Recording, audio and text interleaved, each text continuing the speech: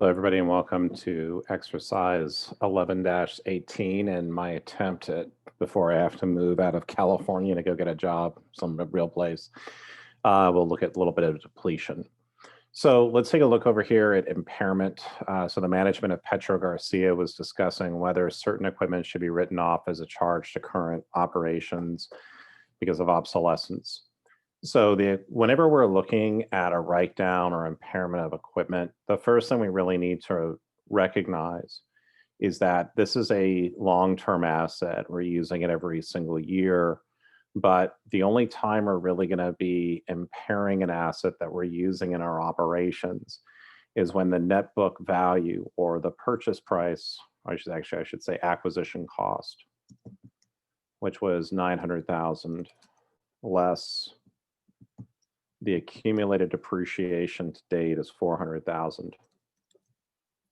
So my net book value for this equipment is going to be $500,000. I compare this to the future projected net cash flows for the equipment. Note that this is different than the fair market value. So my future cash flows are 300,000. And because the future cash flows are less than the net book value, we have an impairment situation. So how we're going to go through and impair the asset is we're going to take it down to its fair value. So the impairment calculation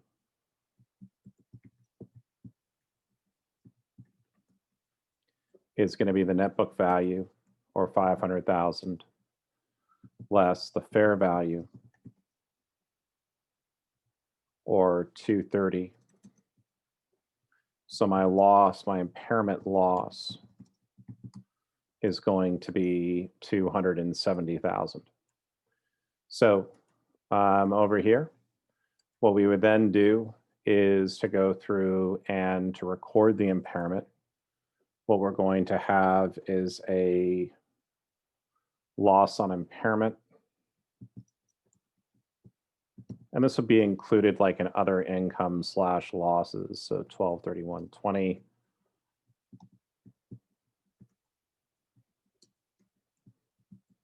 And then I would credit accumulated depreciation on the equipment.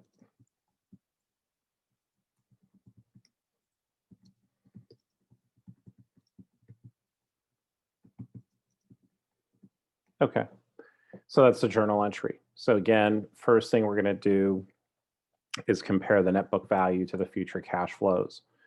If the future cash flows are less than net book value, we have an impairment issue. Second thing is going to be is in terms of the calculation. I compare the net book value to the fair value. I therefore need to make an increase to my basically increase my accumulated depreciation. Note that once I do this increase to accumulated depreciation, so this is pre-impairment, post-impairment. So post-impairment, my net book value is 230,000, which is going to be that fair value. Okay, so let's take a look at a few other things real quick. So that's our first one right over here. Our second one over here is going to be where should the gain or loss, if any, be in the income statement. So it's not going to be, it should just be other gains or losses or other expenses or losses. That's where I would put it. If the amount was materially significant to the financial statements, you'd be putting it on there. So at December 31st, what I mean by that is that you may want to separate it out if it's a big portion of the balance or if it's a big portion of net income. At December 31st, 2021, the equipment's fair value increased to 260,000. We don't do anything here. The only time we're going to do that is if we ever have an asset that's being held for sale, then it's no longer property, plant, and equipment, and then we would have like the gain up to recapture the amount up to the impairment loss that we took. What accounting issues did management face in accounting for this impairment? Uh, it's one of those things where you have to make sure that you're not overstating your assets and understating your liabilities. If we have equipment where the net book value is less than the future cash flow, it's probably not going to work out for us.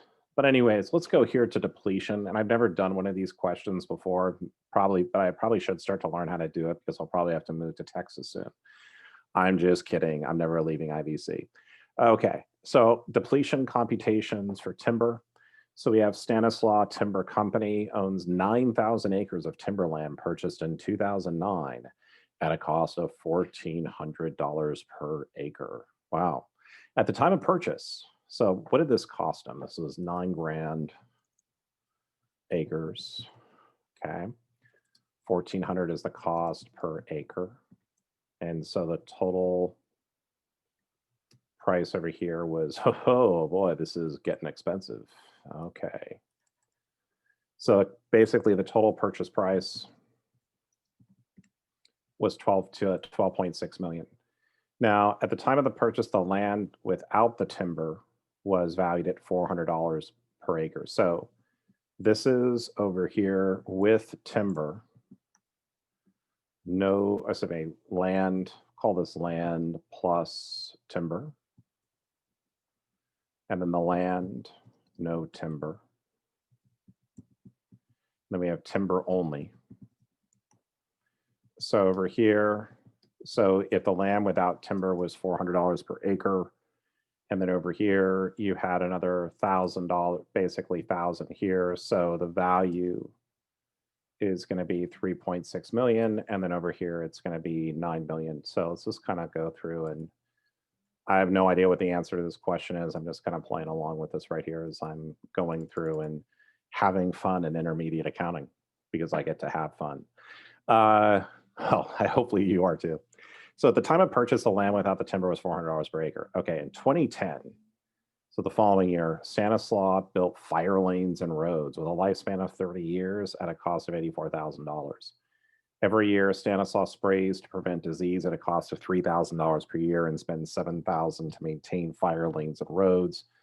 During 2011, Stanislaw selectively logged and sold 700,000 board feet of timber of the estimated 3.5 million of board feet. Okay, so let's take a look at this over here. So this 9,000 acres is expected to be producing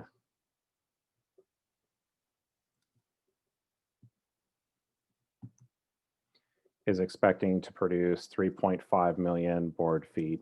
Sounds like a cost accounting question I used to love to make my students do. Okay, board feet of wood. Okay, so this is the acres. And then this is the total estimated production. Okay. So determine the depreciation expense and the cost of the timber sold related to depletion in 2011. Okay, so if I were to guess this, what I would say is like, okay, like we're looking over here at the timber only, right? So timber only. And so I would guess that, so let's just look at some of these other things here. So the fire roads, fire lanes and roads at a cost of 84 grand, if anything, that would be added to the land cost. The sprays, this would just be probably normal maintenance. And 7,000 would also just be normal maintenance.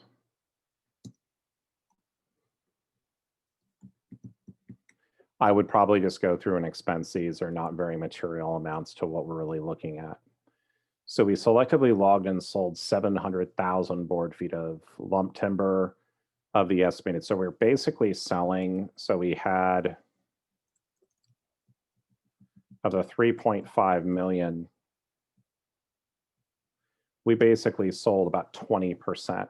So we basically sold about 20%. So my guess is going to be, is what we should do is we should say over here that we've got 9 million, and I know I'm going to get screwed on this, but 9 million at 20% essentially is over here is going to be 1.8 million, which would be the amount of my depletion expense. However, so determine the depreciation expense and the cost of timber sold related. So the depreciation, I would probably say that this would be 84 grand divided by 30 because we don't depreciate land. So that's going to be $2,800 per year. Wow, I got that correct. Okay, and then, wow, I also got this one correct too. Winner, winner. So the depreciation would just be on the fire roads because those are being added on over here. The other two, so depreciation is $2,800. Cost of the timber sold related to depletion would be 1.8 million. So I also got that one right.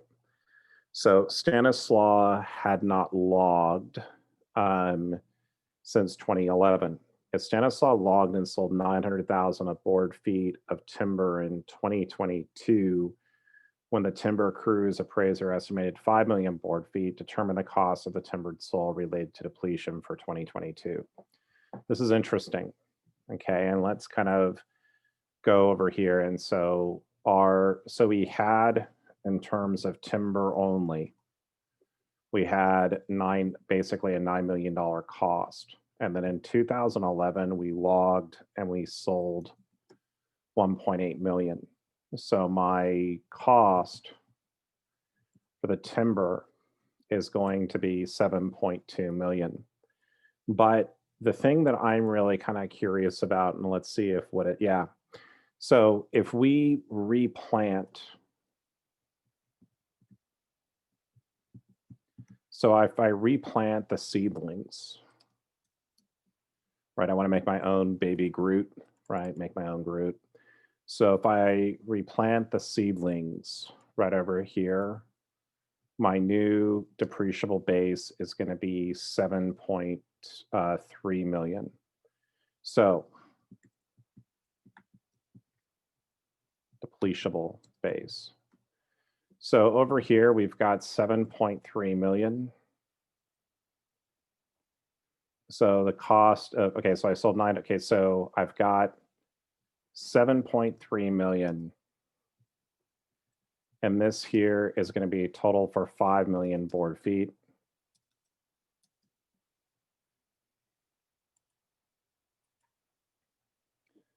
So my cost per board foot, or my depletion per board foot, is going to be 7.3 million divided by 5 million. And this is not one, rather this is going to be about $1.46. So if I then took right over here, I sold 900,000.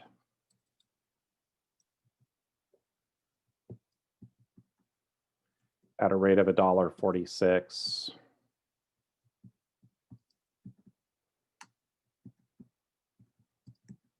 my depletion for 22 would be 900,000 times $1.46. So, and also to these over here, the cost of maintaining the roads as well as spraying, that's just considered to be maintenance costs. So if it was greater, meaning if it was more significant, I might have to look at that as a little bit different, because then that might become like replanting the seedlings, but in this case, it's probably not. So there you go, there you have it. That is exercise 11-18, 11-19. I'm not putting 11-19 on your test, but I would put 11-18. Actually, if I was teaching at a 4-year school, I put 11-19 on it, but I probably wouldn't tell you about it. I'd make you watch this video to figure it out. So just a little reminder. I will see you all soon. Have a great one.